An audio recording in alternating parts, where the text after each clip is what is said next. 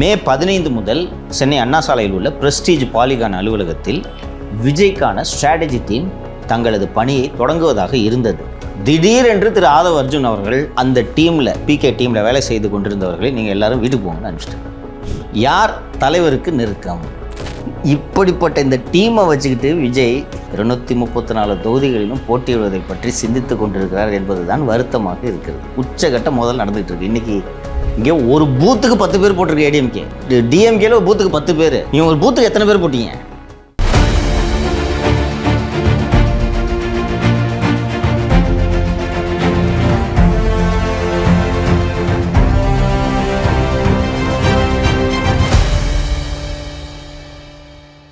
தாவேக்கு update இருக்குது. இப்போ பேசட்டுமா கடைசியில் சொல்லட்டுமா? இப்போ பேசலாமா? இவ்வளோ ஆர்வமாக இருக்காரியா? உனக்கு பிடிக்கல பாருங்க. தாவேக்கா வளர்ச்சி பிடிக்காத பொறாமைக்காரனாக இருக்கிற இதுக்கு தாவேக்காவை திட்டுறீங்க அப்படின்னு நான் வந்து கேட்குறேன். ஏய், அந்த கட்சி நல்லா இருக்குன்னு இருக்கிறத சொல்கிறேன்ப்பா.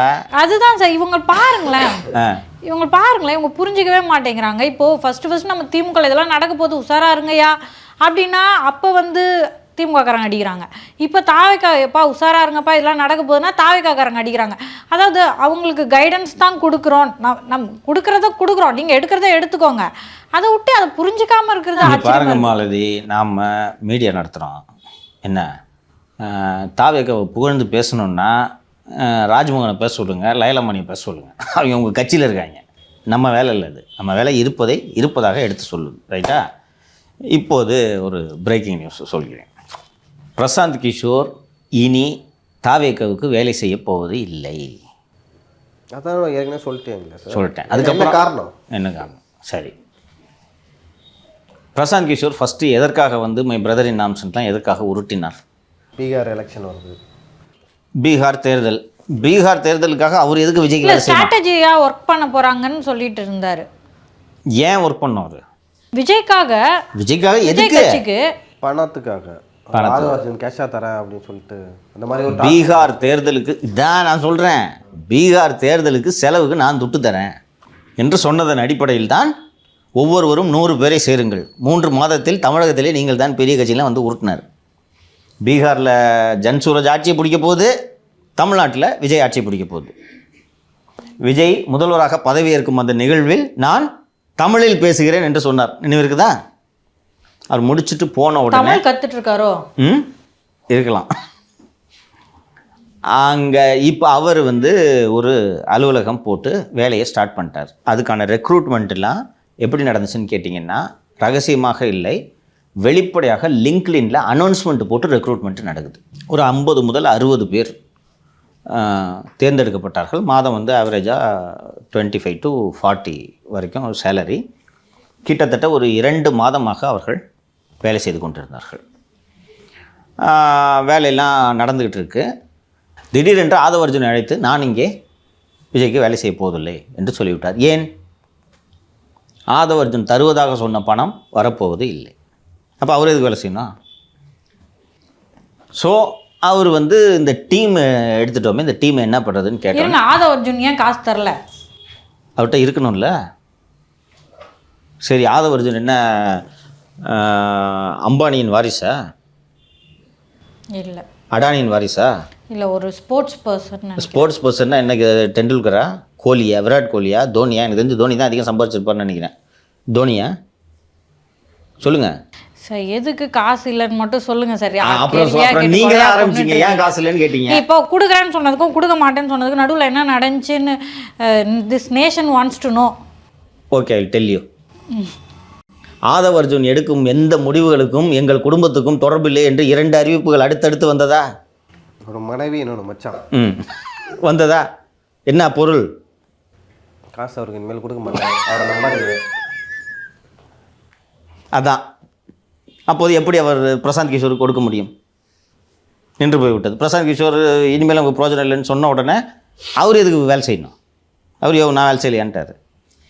இன்னொன்று, பிரசாந்த் கிஷோர் வந்தது ஒரு ஆடட் வேல்யூ என்று உருட்டி தான் ஆதவ் அர்ஜுன் கூட்டின்னு வந்து விஜய்கிட்ட விட்டு விஜய்க்கு விபூதி அடிச்சுது. அழைத்து வரும்போது அது என்னென்னா, அந்த பிரசாந்த் கிஷோர் பேசின தொனிலேருந்தே உங்களுக்கு தெரியும், நான் வந்துட்டேன், இனிமேல் விஜயோட வெற்றியை யார் நினச்சாலும் தடுக்க முடியாதுன்ற விட்டு விட்டுனார். ஞாபகம் இருக்கா? பார்க்குறதுக்கும் ஒரு இமேஜ் ஐப்பாக்கே வந்து வேலை செய்யுதுப்பா, ஜெயிக்கிற கட்சிக்கு தான்ப்பா பிரசாந்த் கிஷோர் வேலை செய்வார், விஜய்க்கு வேலை செய்கிறாருன்னா விஜய் ஜெயிச்சிருவார்ப்பா, இப்படி ஊட்டலான்றது தான் வந்தார். இல்லைன்னு தெரிஞ்சு போச்சு. இப்போது பிகே வரலனோடனே இந்த டீமை நான் அப்சர்வ் பண்ணிக்கிறேன்னு சொல்லிட்டாரு. மே 15 முதல் சென்னை அண்ணா சாலையில் உள்ள பிரஸ்டீஜ் பாலிகான் அலுவலகத்தில் விஜய்க்கான ஸ்ட்ராட்டஜி டீம் தங்களது பணியை தொடங்குவதாக இருந்தது. திடீரென்று திரு ஆதவ் அர்ஜுன் அவர்கள் அந்த டீமில், பிகே டீமில் வேலை செய்து கொண்டிருந்தவர்களை நீங்கள் எல்லாரும் வீட்டுக்கு போங்கன்னு அனுப்பிச்சிட்டார். மே 15 அன்று வேலை தொடங்குவதாக இருந்த அந்த பிரஸ்டீஜ் பாலிகான் அலுவலகத்தில் வேலையும் தொடங்கப்படவில்லை. என்ன காரணம்?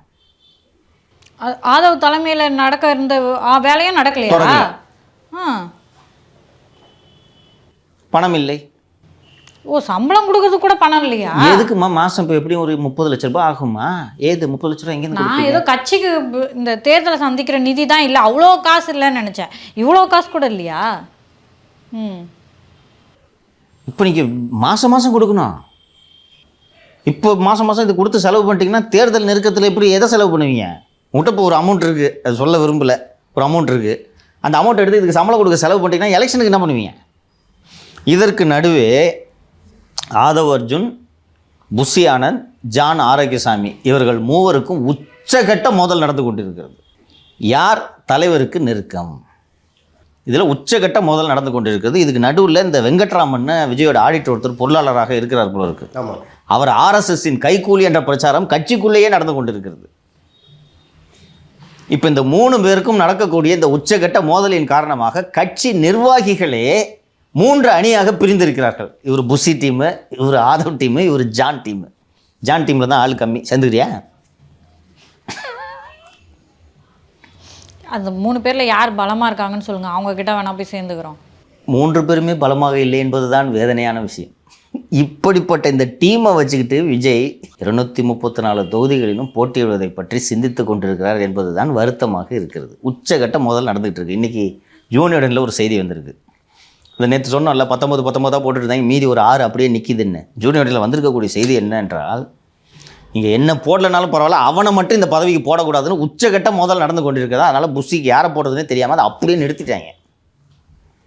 அப்புறம் அந்த பூத்து முகவர்கள் மாநாடு நடத்துனாங்கன்னா கோவையில், அங்கே ஒரு பென்ட்ரைவு, ஒரு டேட்டா இதெல்லாம் கொடுத்தாங்கல்ல, அதை வச்சுக்கிட்டு என்ன பண்ணிட்டு இருக்காங்க இந்த பசங்க? அதான் ஏதோ அதெல்லாம் தூக்கி போட்டு படம் பார்த்துட்டு இருக்காங்க. நீங்களே இல்லை, ஏதாவது வேலை நடக்கணும்ல, நடக்குதா? இல்லை, சில இடங்கள் நடக்குது அப்படின்னு சொல்லி. என்ன வேலை நடக்குது? பூத் கமிட்டி, பூத் ஏஜென்ட் வேலை. ஏஜென்ட் வேலை. எப்பா இவங்க ஒட்டுமொத்தமாகவே ஒரு 3-4 மாவட்டத்துக்கு சேர்த்து மொத்தமாக ஒரு மீட்டிங் போட்டாங்க. இங்கே ஒரு பூத்துக்கு 10 பேர் போட்டிருக்கு ஏடிஎம்கே. டிஎம்கேல ஒரு பூத்துக்கு 10 பேர். நீங்கள் ஒரு பூத்துக்கு எத்தனை பேர் போட்டீங்க? அதெல்லாம் என்ன பண்ணவே இல்லை. அப்புறம் வேலை நடக்குதுன்னா பூத் கமிட்டி மாநாடு தான் போட்டு. ஆமாம். அதுக்கப்புறம் அந்த பென்ட்ரைவ் வச்சுட்டு என்ன பண்ணுறாங்க?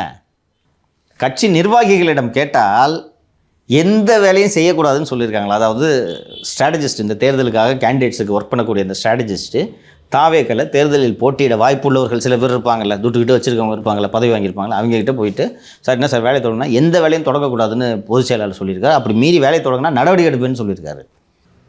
இப்போ என்ன பண்ணுறது? இல்லை, இப்போ எலெக்ஷன் நெருங்கிட்டு இருக்கு, வேலைன்னு ஒன்று செஞ்சு தானே ஆகணும். எதுக்கு வேலை செய்யக்கூடாதுன்னு தலைமை அனுமதி இல்லாமல் நீ பாட்டு வாங்கிச்சதுக்கு வேலை செய்யக்கூடாது.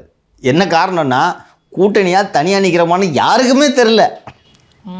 இப்போ நீங்கள் மாலதி வந்து தென் சென்னை மாவட்ட செயலாளர்னு வச்சுக்கோங்க. நீங்கள் பாட்டு இந்த இடத்துல கேண்டிடேட் வேலை செய்ய ஆரம்பிச்சிட்டிங்கன்னா நீங்கள் இப்போ நாளைக்கு கூட்டணின்னு அறிவிச்சேன்னா எப்படி? அதிமுகவுக்கு போகுது தொகுதி. இன்னொன்று தனியாகவா கூட்டணியானு தெரியல. இப்போ தனின்னு சொன்னால் நீங்கள் உங்கள் கட்சியினருக்கு என்னப்பா சொல்லணும்? இங்கே பாரு, கூட்டணிலாம் கிடையாது, எல்லாம் வேலையை ஆரம்பிங்க. ஆமாம் ஆமாம். இன்னொன்று, இது 1 இயரில் நீங்கள் பில்டு பண்ணும் கிரவுண்டு கரெக்டாக. ஏதாவது வேலை செஞ்சால் நடவடிக்கை எடுத்துருவேன்னு ஸ்ட்ரிக்டாக சொல்லியிருக்காராம் பொதுச் செயலாளர். வேலை செஞ்சா நடவடிக்கை எடுப்பேன்னு சொல்லுவாங்க. இப்போ அதிமுக விட்டுருங்க, நம்ம விசிகா கூட கூட்டணி வைக்கிறாங்கன்னு வைங்களேன், அந்த தொகுதி விசிகாக்கு போதா தாவேக்காக்கு போதான்னு தெரியாது. அதனால அவங்க ஒரு கரெக்டான டைரக்ஷன் கொடுத்தாதானே கீழே இருக்கவங்க வேலை பார்க்க முடியும். சரிம்மா, இப்போ உங்களுக்காக நீங்களும் வேலை செய்ய மாட்டீங்க, உங்களுக்காக கூட்டணி கட்சியும் வேலை செய்ய மாட்டான், யாருமே வேலை செய்யாம எப்படிமா தேர்தலை போட்டியிட போறீங்க? என் பேரை வச்சு ஓட்டு வாங்கி ஓட்டை பிரிச்சு திமுகவை ஜெயிக்க வைக்க போறேன். ஏம்மா, அப்போ எவ்வளவு மோசமாக விஜய் தோற்பார்? ஜெயிக்கிறதுக்கு திமுக இருக்குதா இல்லையான்றது 26 நெருக்கத்தில் தெரியும். நீங்கள் அந்த மாதிரி பகல் கனவுலாம் போடாதீங்க. இப்போ தான் டாமி ஆரம்பிச்சிருக்க வேலையை இருங்க.